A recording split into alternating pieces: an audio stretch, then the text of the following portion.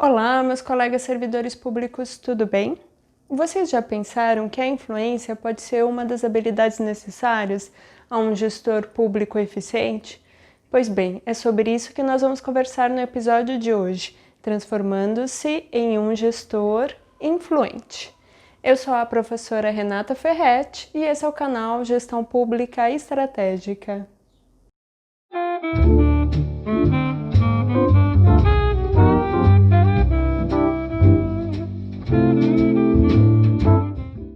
Antes de iniciarmos esse episódio, eu vou convidar você, caso ainda não seja inscrito no canal, que se inscreva no canal. Ative o sininho para receber a notificação de novos vídeos, deixe o seu like e compartilhe esse vídeo nas redes sociais. Ao longo da série, o Gestor Público Eficiente, nós estamos conversando sobre vários aspectos que são importantes na construção desse gestor público. E, de fato, se você tiver essa disponibilidade, é interessante que você assista esses vídeos na ordem, porque a gente vai falar de alguns aspectos nesse vídeo que vão relembrar alguns assuntos que a gente já conversou em vídeos anteriores.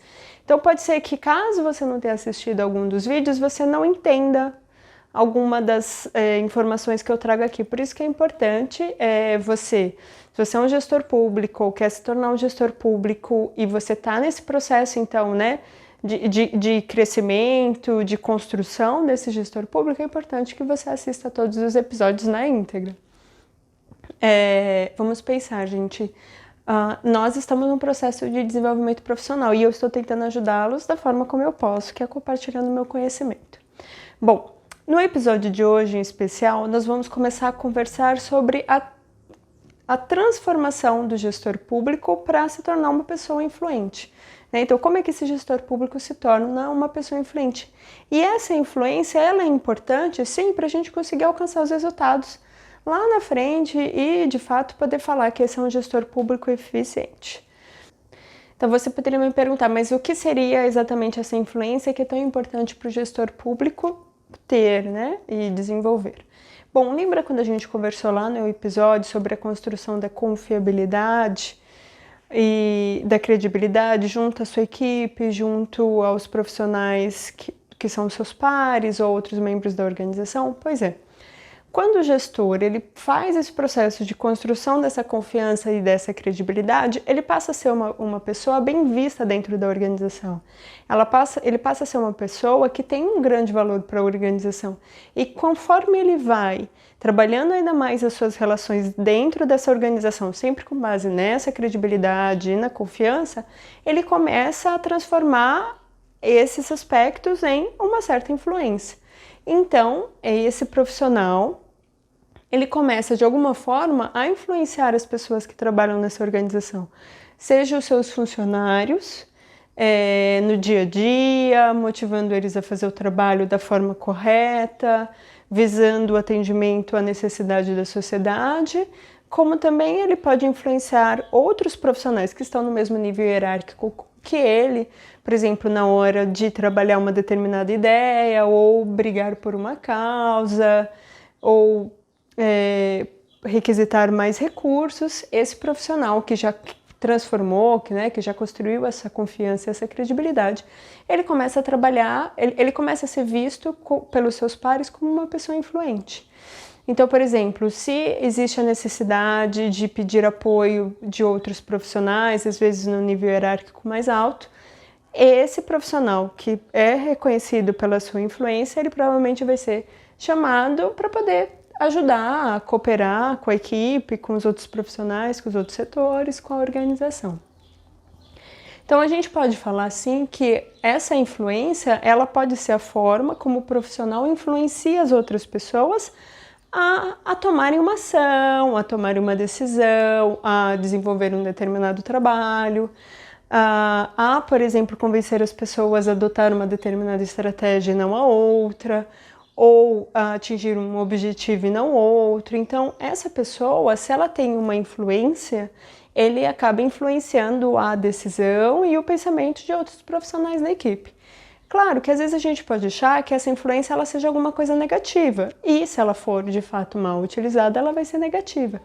Mas essa influência, ela se for bem utilizada, ela vai ser muito positiva, não só para o profissional, não só para a equipe, como para a própria organização. Então, a influência bem utilizada é sempre muito positivo. E esse gestor público que a gente está trabalhando para que ele seja um gestor público eficiente, quanto mais influência ele tiver, melhor vai ser para ele e a sua equipe alcançar os objetivos. Então, a organização alcançar os seus objetivos e então a sociedade receber serviços públicos melhores. Então, é sempre muito positivo. Então, um dos aspectos importantes para esse profissional que está tentando desenvolver essa influência, primeiro, eu diria que ele teria 2 passos a seguir, bem simples. Primeiro, ele identificar qual que é a influência que ele tem, qual é o tipo de poder que ele tem dentro da sua equipe, dentro da sua rede de relacionamento, dentro da sua organização. Então, ele precisa, primeiro, entender qual é a sua influência, qual é o poder que ele tem. E segundo, ele precisa colocar em prática essa influência de forma positiva para ajudar a organização a atingir os seus objetivos. Ajudar os seus pares, o seu grupo de profissionais de qual faz parte, né, do qual ele faz parte dessa rede de relacionamento, a atingir os objetivos. Então, essa influência, ela precisa ser identificada e colocada em prática de forma positiva para aqueles que estão envolvidos nesse processo. Então, identificando esses 2 aspectos, eu vou falar assim, existe diferença de formas de poder e influência? Porque quando a gente fala de influência, a gente acaba falando um pouco de poder. Eu vou deixar aqui para vocês um vídeo que a gente conversou lá na série sobre Desmistificando a Estratégia, que eu falo bastante sobre a política dentro da organização. E aqui nesse vídeo, ele de alguma forma, ele aborda assim, alguns aspectos que a gente já conversou lá, mas falando de uma outra forma, com outro propósito, que era falar especificamente sobre estratégia, para agora a gente usar esse aspecto da influência e do poder dentro das relações interpessoais, né? Da criação de relacionamentos a partir dessa habilidade que seria a influência exercida pelo gestor. Então eu vou deixar esse vídeo para vocês aqui, tudo bem? Bom, eu poderia dizer que existem 2 tipos, ao meu ver, 2 tipos de influência e poder. Que é o poder que está atrelado ao cargo da pessoa. Então, a pessoa, se ela está ocupando oficialmente um determinado cargo, ela, por sua vez, ela tem um poder, né? Ela tem uma certa autoridade e pode ser, sim, que alguns profissionais ou algumas pessoas se comportem diferentemente ou aceitem as determinações e as ordens do profissional somente porque ele está no cargo de poder. Então, nesse caso, o tipo de poder ele é um poder mais atribuído ao seu cargo. Então, pode ser um profissional que esteja no cargo de gestão, então ele está com uma função comissionada que lhe dê esse poder, mas ele também pode estar relacionado com o cargo do qual a pessoa passou, por exemplo, no concurso. Então, digamos que a pessoa que passou no concurso de magistrado, de procurador, de gestor público, esse profissional ele já assume um cargo que lhe dá um determinado poder e já faz com que, somente pela essa posição de cargo, ele já passa a ter uma influência dentro da organização e dos setores do qual ele gerencia. Ele já entra, de fato, numa posição de gestor. Então, esse é o modelo de influência que, para nós, não é tão interessante. Por quê? Esse tipo de influência ele acaba sendo mais fraco, tá? Ele acaba sendo mais o resultado da força, da imposição da força, ou às vezes do medo pelo qual os funcionários abaixo dele têm, ou outros pares que estão relacionados com ele. Então, eles acabam fazendo alguma determinação que esse profissional em cargo de gestão deu, somente porque ele está no cargo, ou porque eles têm medo de retaliação, ou porque eles simplesmente estão fazendo porque a pessoa mandou, e aí essa é a condição natural. Ela existe, mas ela não é tanto aquilo que nos interessa. Por quê? Para você ser um gestor público eficiente, não adianta você estar no cargo. Você precisa ter as características de um gestor público eficiente. Então, para nós, esse tipo de poder vinculado à posição que esse profissional ocupa dentro da organização passa a não ser tão interessante. Então, existe um outro tipo de poder e influência que para nós é muito interessante entender e aprender como desenvolver cada vez mais, que tem a ver com a influência e o poder pessoal desse profissional.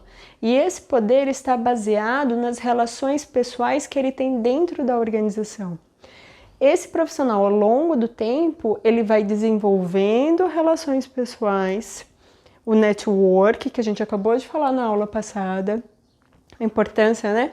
O profissional que tem habilidade social, ele vai desenvolvendo essas cadeias de relacionamento que são importantes para ele construir a sua credibilidade dentro da organização, dele conseguir influenciar as pessoas a tomar determinadas ações, a fazer com que as pessoas façam aquilo que ele está pedindo, apoiem as suas ideias, apoiem as suas ações e assim vai.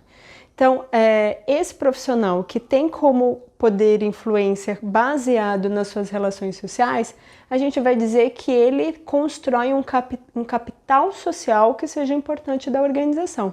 E esse capital social que esse profissional foi desenvolvendo ao longo do tempo, a partir dessas relações, dos seus valores, que guiou as suas atividades ao longo de todo esse tempo, a partir da confiança e credibilidade que ele alcançou com os seus pares, faz com que ele crie um capital social cada vez mais valioso para a organização. Então, organizações profissionais com bons capitais sociais dentro da organização passam a ser grandes aliados para a organização e para outros pares.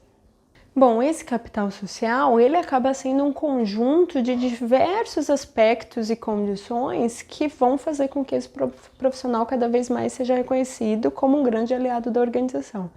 Então, por exemplo, a sua reputação vai cair aqui, a sua reciprocidade e cooperação com os outros membros da equipe vão fazer parte da construção desse capital social.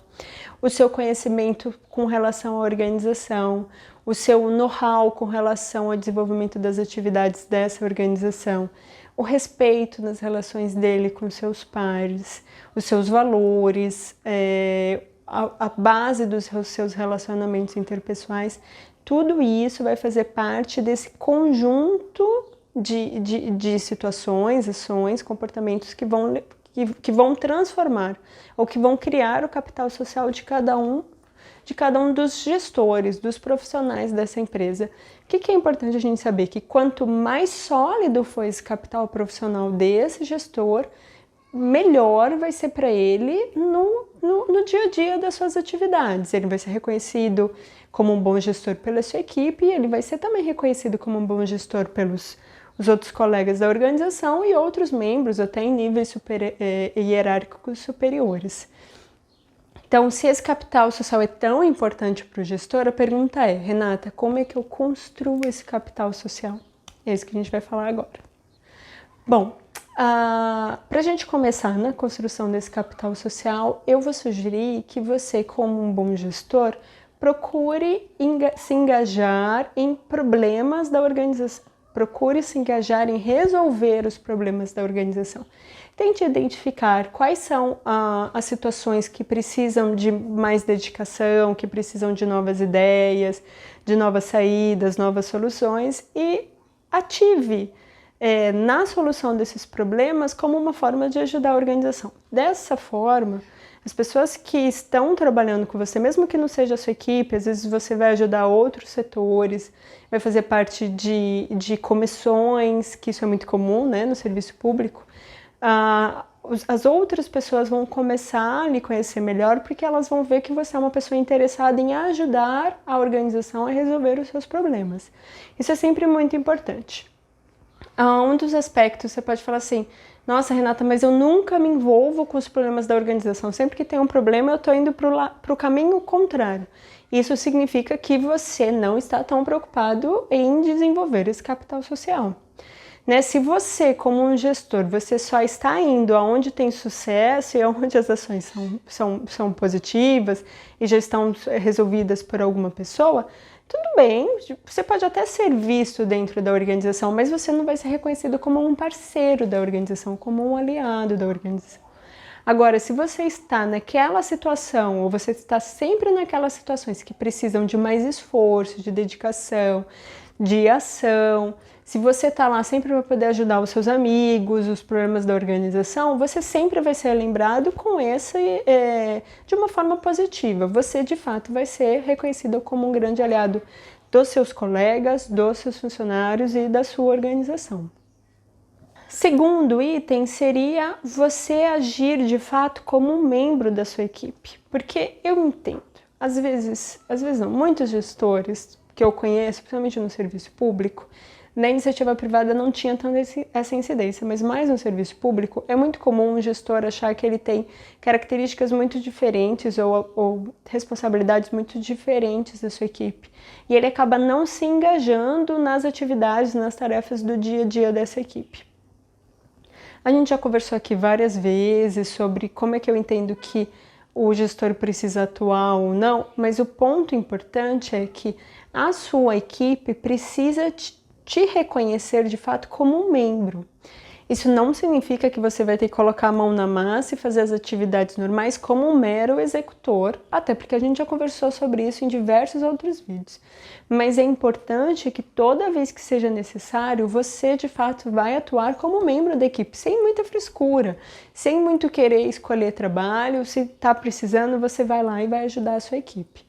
E também, toda vez que você faz esse tipo de trabalho, você não pode fazer o trabalho esperando que alguém vai ver o trabalho, esperando que você vai ser reconhecido por ter colocado a mão na massa.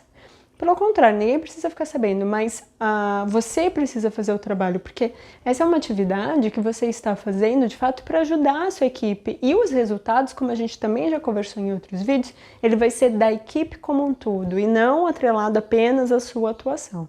Então, mesmo que você fale assim, mas ninguém vai ver, não tem problema. Haja como tenha que ser. Se você precisa, numa determinada situação, nem que seja trabalhar de final de semana para poder entregar um trabalho, ninguém precisa ficar sabendo, mas faça esse trabalho. Você é um membro da equipe. Por mais que você esteja no cargo de gestor, você precisa garantir que tudo que o trabalho seja entregue a contento. Um outro ponto importante para a construção desse capital social é você aprender mais sobre a sua organização. É você entender mais sobre a atividade fim dessa organização, os resultados e os serviços que ela apresenta para a sociedade, aprender mais sobre a estrutura dessa organização, aprender mais sobre a cultura dessa organização, aprender mais sobre os problemas da organização. Aprender como é que os setores se relacionam. Quanto mais você aprender sobre a sua organização, mais inserido você passará a estar, porque você começa de fato a ser um agente dessa própria organização. Até porque, para você aprender mais sobre a organização, na maioria das vezes vai pedir que você intensifique os seus relacionamentos dentro da organização, que você crie uma maior rede de relacionamento, que são os famosos network. Então, conforme você vai aprendendo mais sobre a organização, vai falando mais com mais pessoas, você vai conhecendo novas pessoas em novas áreas, entendendo a importância de outras áreas, você vai criar o seu capital social, porque você vai, de alguma forma, participar mais da organização como um todo. Você vai participar mais da realidade da organização e é muito interessante, de fato, essa compreensão com a criação de novos relacionamentos dentro da organização. Isso é muito legal para o aumento e para a criação e aumento desse capital social. Como gestor, a gente já conversou e isso é muito importante, pensando agora na construção do capital social, você como gestor precisa trabalhar para que os seus funcionários tenham sucesso. Você precisa trabalhar para que os seus funcionários se desenvolvam profissionalmente. Mas eu diria mais, e aqui é o legal também para essa construção de capital social, você também ajude outros profissionais dentro da organização a também sucederem. E isso é muito legal, porque as pessoas, elas que você vai se relacionando, seja os membros da sua equipe, seja profissionais de outros setores, eles vão ter em você como um grande aliado para o desenvolvimento profissional deles.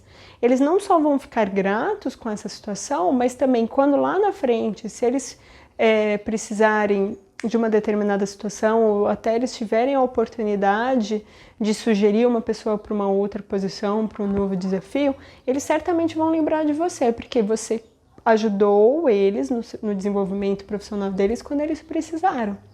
Então isso faz parte dessa criação de relacionamento, isso faz parte do processo de criação de confiança e credibilidade. Então você sempre vai ser lembrado quanto a isso, e mesmo depois de alguns anos, se tiver a oportunidade de você assumir um novo cargo, você sempre vai ser lembrado por essa ação de ajudar as outras pessoas. Seja um membro da sua equipe, um profissional que esteja abaixo de você, seja um membro de outro setor ou às vezes até um profissional que esteja no cargo hierárquico acima de você. Se você estiver sempre disponível a ajudar as pessoas, isso sempre vai ser muito positivo para você na criação e aumento desse seu capital social. Outro ponto também super importante é os relacionamentos com base no respeito. Então, sempre, em qualquer situação que seja, mesmo aquelas mais desafiadoras, mais difíceis, a gente sempre precisa agir com respeito. E aqui eu vou trazer o último episódio, vou até colocar aqui para vocês, a gente fez uma live falando justamente sobre a inteligência emocional. E o quanto é importante para o gestor aprender a gerenciar as suas próprias ações e colocar as ações em prática de uma forma que esteja de acordo com o respeito, é sempre muito importante. Então, a inteligência emocional desse profissional está relacionado direto com a necessidade de se relacionar com respeito. Então, vou deixar aqui para você esse vídeo que a gente acabou de fazer sobre a inteligência emocional para você aprender como construir a sua inteligência emocional e como aplicar isso na prática para se tornar um gestor público eficiente. E aqui, de fato, a inteligência emocional está diretamente relacionada com uma forma como nós nos relacionamos com respeito. Então, mesmo nessas situações mais difíceis, nós sempre precisamos agir com respeito. E se você age com respeito, as pessoas sempre vão lembrar de você como um profissional que trata todo mundo muito bem e vai ser sempre uma pessoa muito querida. Isso é importante para você trabalhar essa sua construção de capital social, que vai impactar na sua influência dentro da organização, certamente. E aí, por fim, que eu entendo que seja importante para essa construção do capital social, tem a ver com você agir com integridade. E isso é um dos aspectos até do que a gente conversou sobre na construção de confiança e credibilidade. Que se você sempre agir de acordo com a moral, com os valores, com ética, se você tiver caráter como profissional, você sempre vai agir com integridade. Isso sempre vai ser bem visto pelas pessoas que trabalham dentro da sua organização, seja os seus funcionários, seja um colega de um outro setor ou pessoas que estão em cargos hierárquicos maiores que você.